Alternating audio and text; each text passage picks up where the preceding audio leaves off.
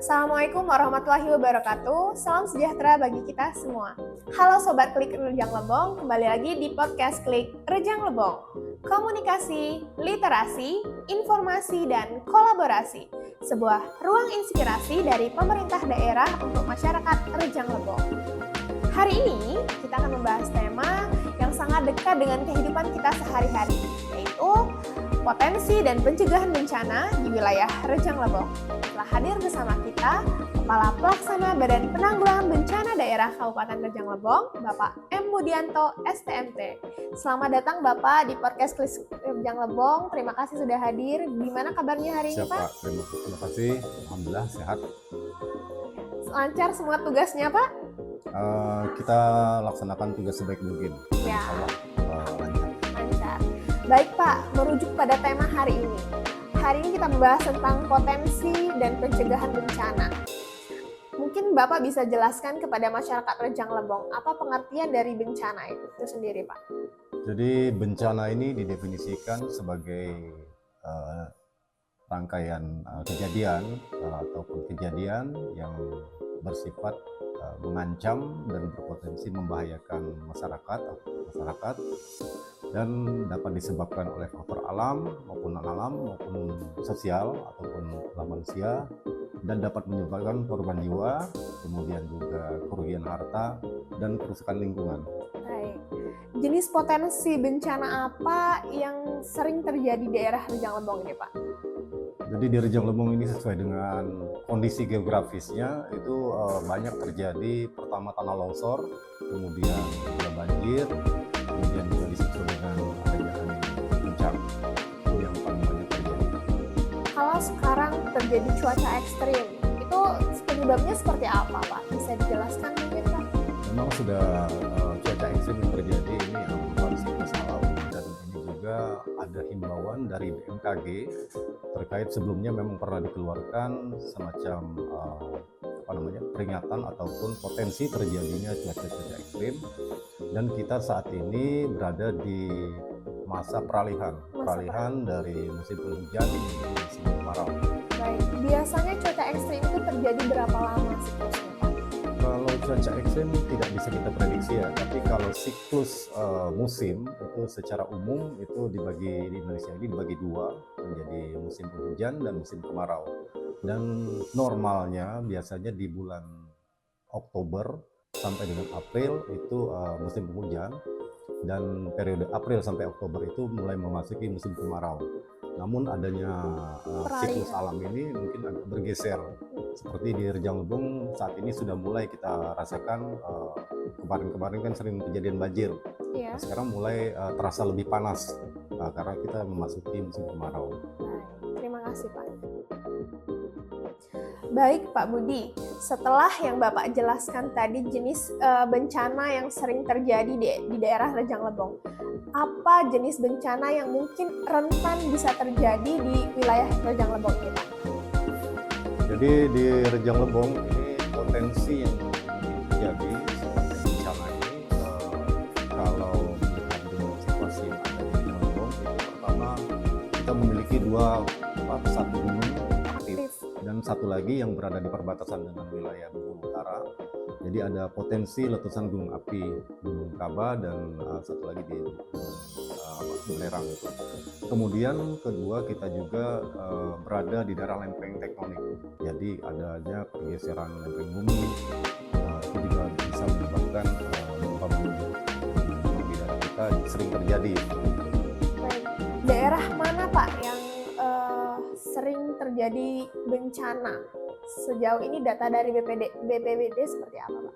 Kalau di tahun 2026 dan melihat dengan data-data sebelumnya, itu kita yang paling banyak itu terjadi bencana longsor, tanah longsor.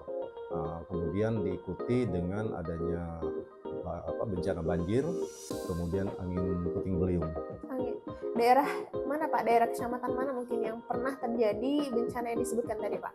Kalau kita bencana tanah longsor itu sering terjadi di daerah Sindang Kelingi, Seluku Rejang, dan di daerah Padang Mula Tanding, namun juga terjadi di beberapa wilayah kecamatan lain seperti Bermani Hulu dan Bermani Hulu Raya.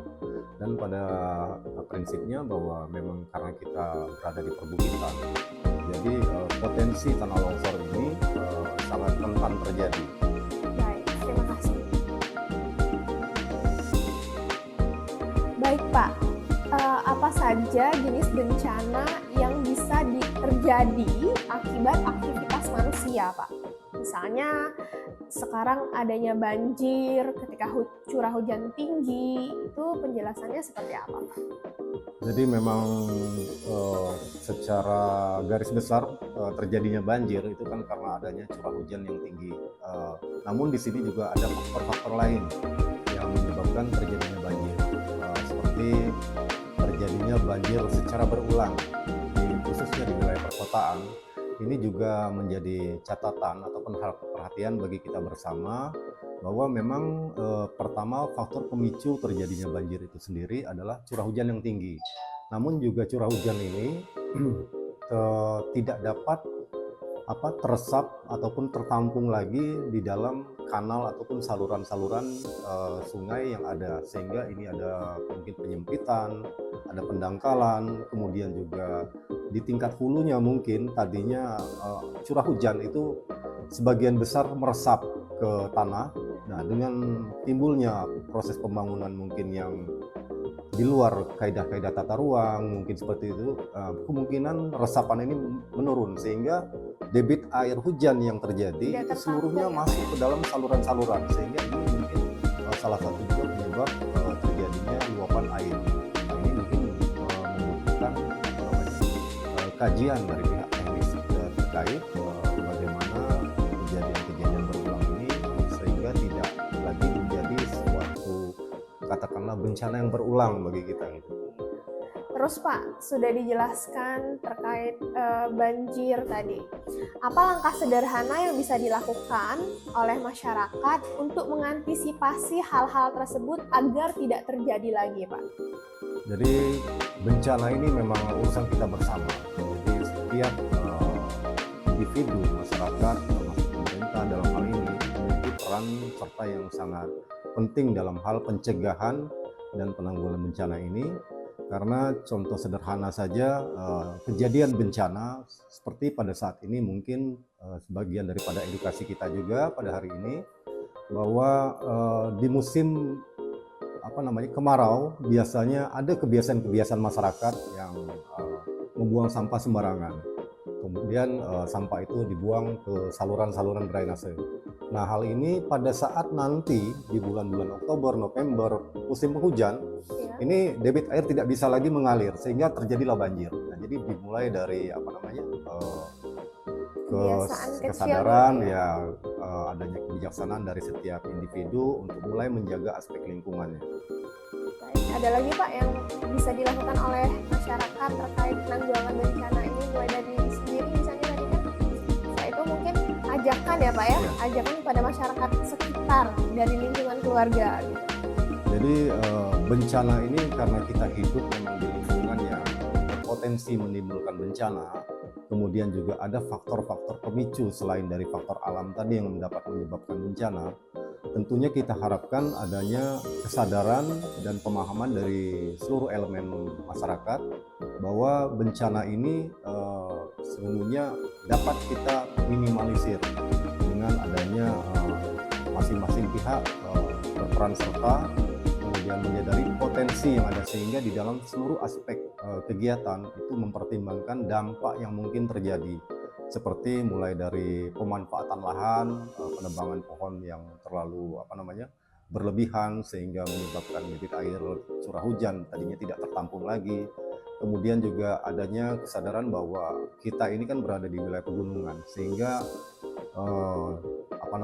ada potensi tanah longsor, sehingga proses pembangunan yang dilakukan secara swadaya oleh masyarakat juga mempertimbangkan aspek secara teknis Kemudian juga kita perlu menjaga bantaran-bantaran sungai kita sehingga jalur air untuk mengalirnya air hujan itu tidak terganggu dengan adanya proses pembangunan yang kita lakukan. Baik, terima kasih Pak. Baik Pak, apa himbauan dari BPBD untuk masyarakat Rejang Lebong dalam mengantisipasi bencana yang berulang? Jadi sebagaimana kami jelaskan sebelumnya bahwa bencana ini adalah urusan kita bersama. Jadi secara garis besar kalau kita bagi bencana ini kan ada faktor pemicunya disebabkan oleh faktor alam, kemudian juga ada faktor non alam ataupun yang mungkin disebabkan oleh aktivitas manusia itu sendiri. Sehingga di sini mungkin selaku pencegahan di dalam kebencanaan ini, mungkin faktor non alam ini yang mungkin faktor dari disebabkan oleh aktivitas manusia ini yang mungkin kita bisa intervensi. Seperti contohnya pemanfaatan sumber daya alam yang lebih terarah, kemudian pola pemanfaatan ruang, sehingga daya dukung dan daya tampung lingkungan ini tetap terjaga, sehingga berbagai potensi yang mungkin timbul dari alam itu dapat kita minimalisir. Yang kita harapkan lebih jauh adalah bahwa masyarakat Rejang Lebong ini menjadi masyarakat yang sadar bencana. Artinya mengetahui berbagai potensi bencana yang mungkin timbul, kemudian mengetahui berbagai upaya untuk mencegah atau mengurangi itu. Dan upaya-upaya positif ini dapat dimulai dari lingkungan terkecil dahulu, mungkin di lingkungan keluarga, mulai dari tidak membuang sampah sembarangan, ajakan untuk pengelolaan sampah yang lebih baik pada tingkat desa, kelurahan, kecamatan, sehingga salah satu faktor pemicu yang disebabkan oleh tersumbatnya drainase itu mungkin mulai dapat kita eliminir.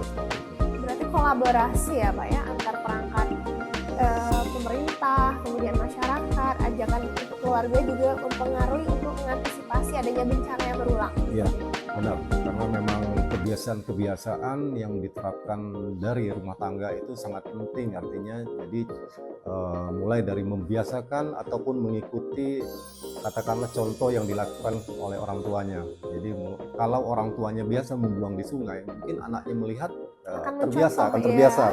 Ya. Baik, terima kasih Pak. Oke.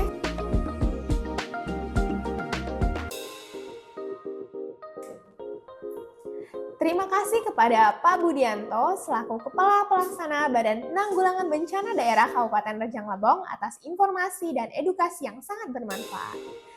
Semoga podcast kali ini memberikan pelajaran kepada kita untuk menjaga lingkungan dan kesiapsiagaan dalam menghadapi bencana. Saya Mevina Utami pamit undur diri. Salam bahagia dan istimewa. Assalamualaikum warahmatullahi wabarakatuh.